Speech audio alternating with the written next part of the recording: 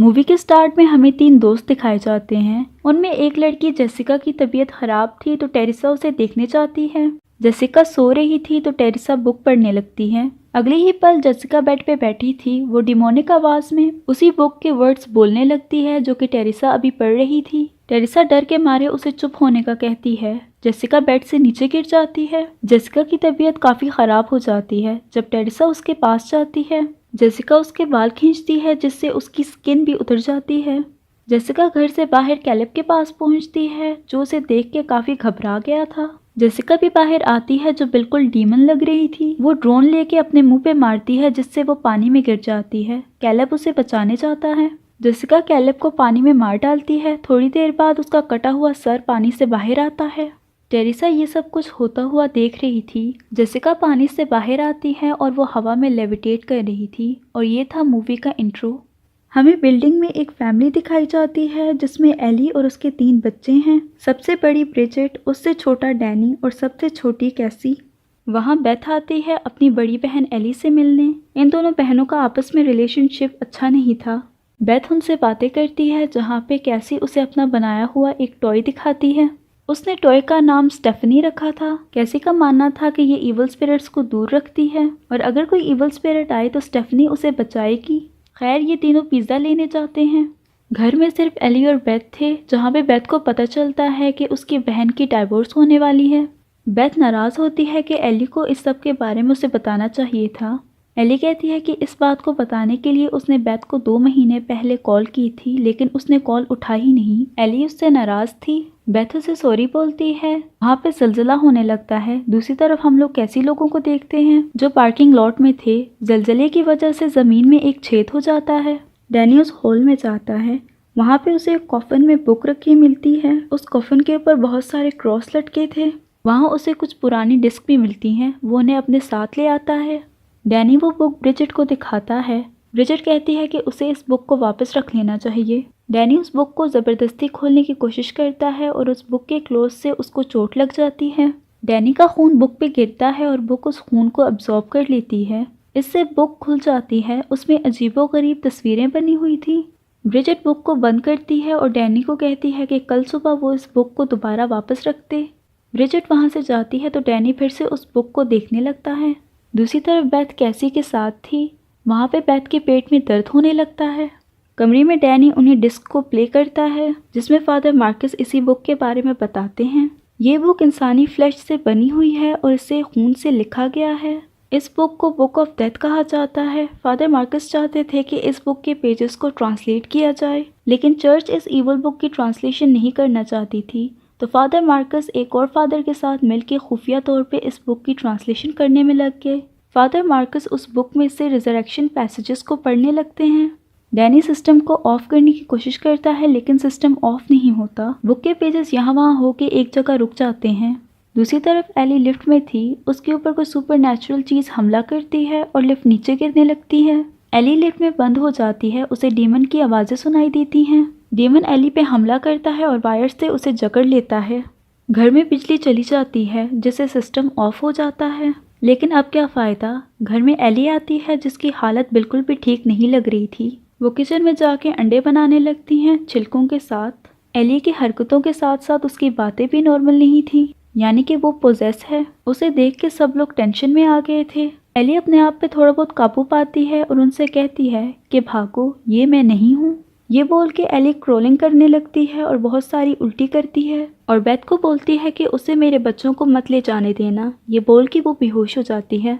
Beth और Danny उसे hospital ले जाने की कोशिश करते हैं लेकिन लिफ्ट भी ख़राब लग रही थी और सीढ़ियाँ जलजले की वजह से टूट गई थी। इन्हें लगता है कि एली मर गई है। बेथ सारी बात मिस्टर फोंडा और गैब्रियल को बताती है जो उसी बिल्डिंग में रहते हैं। गैब्रियल एली की आंखों को बंद करता है तो वो दोबारा खुल जाती हैं। वो उसकी आंखें फिर से बंद करता है और ये लोग मिलकर साथ में उसके लिए प्रे करते हैं। फोन्स के सिग्नल्स भी डाउन थे। मिस्टर फोंडा और गैब्रियल जाते हैं एग्जिट डोर को खोलने। बिल्डिंग काफ़ी पुरानी थी इसलिए एग्जिट डोर को खोलना काफ़ी मुश्किल था। मिस्टर फोंडा दरवाजे को खोलने के लिए अपनी बंदूक लाते हैं। दूसरी तरफ बेथ एली की डेड बॉडी से बातें कर रही थी। अचानक बेथ के मोबाइल पे एली की रिकॉर्डिंग प्ले होती है। एली कहती है कि वो जिंदा जल रही है और वो बेथ से मदद मांगती है। मोबाइल की स्क्रीन क्रैक हो जाती है। जब वो एली को देखती है तो वो जिंदा थी। वो उठ के बैठ जाती है। बेथ चौंक जाती है लेकिन वो खुश थी कि उसकी बहन जिंदा है। एली की बॉडी का टेम्परेचर काफ़ी ज़्यादा था। टेम्परेचर कम करने के लिए वो उसे बाथटब में डालते हैं। उसकी आंखें घूम जाती हैं और फिर वो छत के साथ चिपक जाती है। वो इतना ज़ोर से चिल्लाती है कि कांच टूट जाते हैं और बाथटब का पानी भी बॉयल होने लगता है। वो चिल्लाना बंद करती है और बाथटब में गिर जाती है। वो बाथटब में से निकलती है और उनकी तरफ बढ़ने लगती है। वो सबसे पहले बेथ पे एक कांच के टुकड़े से हमला करती है जिससे उसका हाथ जख्मी हो जाता है। ब्रिजेट भी वहीं पे खड़ी थी। वो ब्रिजेट पे हमला करती है और एक मशीन से उसे मारने की कोशिश करती है। मशीन से उसके चेहरे पे कट लग जाता है। सही मौके पे डैनी आके उसे बचाता है। एली की चीख की आवाज़ सुन के गैब्रियल और मिस्टर फोंडा भी वहाँ आ गए थे। गैब्रियल उसे आवाज़ देता है तो एली, या ये कहूँ कि डीमन, उनकी तरफ बढ़ जाता है। एली गैब्रियल की आंख को अपने मुंह से उखाड़ डालती है। जब एली आंख को उगलती है तो वो दूसरे लड़के के मुंह में चली जाती है। उसका दम घुटने लगता है। मौका देख के बेथ घर का दरवाज़ा बंद कर देती है। वो दरवाज़ा अच्छे से बंद करती है। एली बाहर दरवाजे के साथ अपना सर मार रही थी। बेथ दरवाजे से बाहर देखती है। कॉरिडोर में एली तबाही मचा रही थी। वो हर किसी को जान से मार डालती है। मिस्टर फोंडा उसे शूट करते हैं लेकिन वो मिस्टर फोंडा को भी मार देती है। बेथ बाहर से किसी से मदद मांगने की कोशिश करती है लेकिन बारिश की वजह से उसे आवाज़ नहीं पहुंचती। ब्रिजेट को पता था कि ये सब कुछ उसी बुक की वजह से हो रहा है। वो और डैनी लड़ने लगते हैं। बेथ उन्हें रोकती है। डैनी बेथ को वही बुक दिखाता है। बाहर ब्रिजेट और कैसी बैठे थे। ब्रिजेट अपना जख्म देखने जाती है जो कि और ज़्यादा बड़ा हो गया था। उसकी नाक और आंखों में से खून आने लगता है। वो उल्टी करती है जिसमें बहुत सारी बग्स निकलती हैं। दूसरी तरफ कैसी को अपने माँ की गाने की आवाज़ आती है। वो दरवाजे के करीब जाती है। एली उसे बहलाती है और उसे कन्विंस करती है कि वो दरवाज़ा खोले। कैसी जैसे ही दरवाज़ा खोलती है वो उसका गला पकड़ लेती है। चीखों की आवाज़ सुन के बेथ और डैनी वहाँ पे आते हैं। वो कैसी को बचाते हैं। बेथ किसी तरह दोबारा दरवाज़ा बंद करती है। बेथ किचन में जाती है जहाँ पे ब्रिजेट शेल्फ पे बैठ के कांच चबा रही थी। वो क्रॉल करके बेथ पे हमला करती है और चीज़ ग्रेटर से उसकी टांग को छीलती है। बेथ किसी तरह अपने आप को बचाती है। वहाँ पे डैनी आ जाता है तो ब्रिजेट उसके पीछे पड़ जाती है। डैनी कमरे में जाता है जहाँ पे कैसी थी। ब्रिजेट कैसी की तरफ बढ़ती है। कैसी अपनी डॉल को आगे करती है। उसका नुकीला डंडा ब्रिजेट के मुंह के आर पार हो जाता है। वो डंडा अपने मुंह से निकालती है और मर जाती है। डैनी उसे बांध देता है। बेथ उन्हीं बची हुई रिकॉर्डिंग्स को सुनने जाती है। वो डैनी को अपनी सेफ्टी के लिए एक चाकू देती है। वो उन्हें कमरे से बाहर निकालती है और कमरा बंद कर देती है। फादर मार्कस बताते हैं कि उन वर्ड्स को बोलने के बाद एक डीमन उनके पीछे पड़ गया और बताते हैं कि इस बुक को डिस्ट्रॉय करना नामुमकिन है। दूसरी तरफ एली को वेंटिलेटर में से घर में दाखिल होने का रास्ता मिल गया था। ब्रिजेट भी जाग गई थी। वो कैसी पे हमला करने की कोशिश करती है लेकिन डैनी उसे स्टैब कर देता है। वो डैनी पे हमला करती है और चाकू निकाल के उसे 2 दफ़ा स्टैब करती है। डैनी स्प्रे की मदद से ब्रिजेट को आग लगाता है। वेंटिलेटर से होती हुई एली उसी रूम में पहुंच जाती है जहाँ पे बेथ थी। बेथ को पता नहीं चलता क्योंकि उसके कानों में हेडफोन्स लगे थे। फादर मार्कस बता रहे थे कि इस डीमन को मारना नामुमकिन है और इससे बचने का एक ही तरीका है कि उस डीमन से दूर भागो। बेथ खिड़की में से एली की परछाई देख लेती है। बेथ उसके गले में स्क्रू ड्राइवर घुसाती है। एली उसे उठा के फेंकती है। बेथ बाहर डैनी को देखती है जो जख्मी हालत में था। वो डैनी के पास जाती है। कैसी टेबल के नीचे छुपी हुई थी। डैनी कैसी को सॉरी बोल के मर जाता है। एली बेथ पे हमला करती है और उसे स्मेल करती है। उसे पता चलता है कि बेथ प्रेग्नेंट है। एली उसे मारने वाली थी लेकिन कैसी एक कैंची बेथ की तरफ फेंकती है।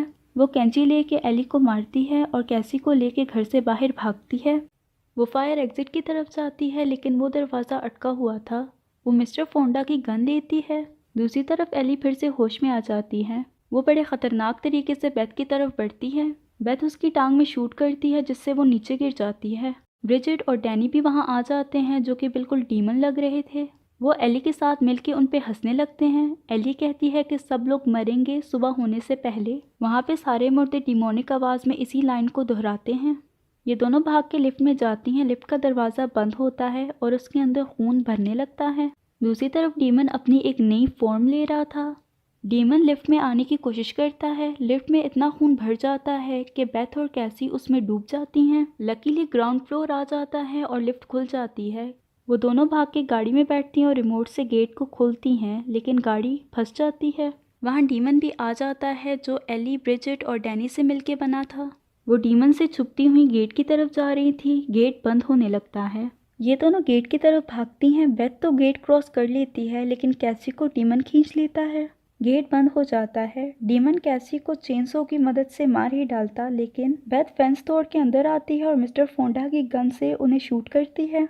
डीमन बेथ की तरफ चेनसो फेंकता है और बेथ नीचे गिर जाती है। क्रशर ऑन करके डीमन बेथ को उसमें क्रश करना चाहता था। सही टाइम पे कैसी उस क्रशर को बंद कर देती है। बेथ फटाफट चेनसो उठाती है और कैसी को कहती है कि क्रशर को ऑन करे। वो क्रशर ऑन करती है और बेथ चेनसो की मदद से डीमन को क्रशर की तरफ पुश करती है। वो क्रशर में आ जाता है। वहाँ पे हर तरफ खून ही खून था। डीमन का अब सिर्फ सर बचा था। बेथ उसके सर को भी क्रशर में क्रश कर देती है। वो और कैसी वहाँ से चली जाती हैं। अब हम एक और लड़की को आता हुआ देखते हैं जो उसी बिल्डिंग में रहती थी। ये लड़की और कोई नहीं बल्कि जेसिका थी जो टेरिसा से बात कर रही थी और ये लोग वेकेशंस पे जाने वाले थे। जेसिका वहाँ की हालत देख के काफ़ी घबरा जाती है। उसे आवाज़ें सुनाई देने लगती हैं। डीमन उसे भी एली की तरह पोजेस कर लेता है। यहाँ हमें पता चलता है कि जेसिका किस तरह पोजेस हुई थी। मूवी यहीं पे ख़त्म हो जाती है। होप कि आपको ये मूवी अच्छी लगी होगी। मिलते हैं अगली वीडियो में।